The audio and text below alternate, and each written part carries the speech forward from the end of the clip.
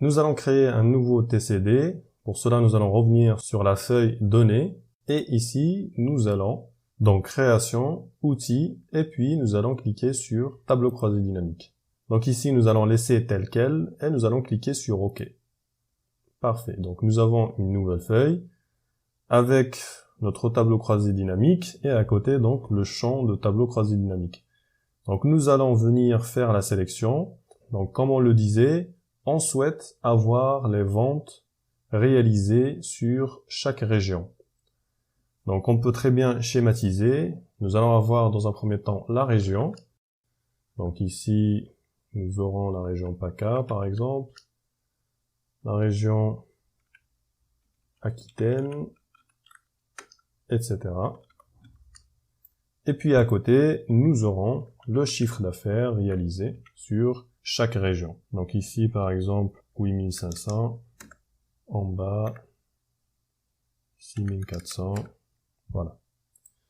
Voilà, juste pour l'exemple. Donc en gros, le schéma de notre tableau. Donc nous aurons en ligne les régions et en valeur le chiffre d'affaires. C'est tout simple. Donc nous allons supprimer le tableau, nous allons revenir sur notre zone TCD et puis nous allons venir sélectionner.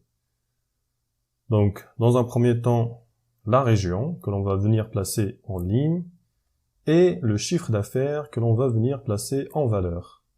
Parfait. Donc nous avons ici le résultat que nous souhaitions avoir. Donc ici en première colonne, la région, et en deuxième colonne, nous avons la somme de chiffre d'affaires. Parfait.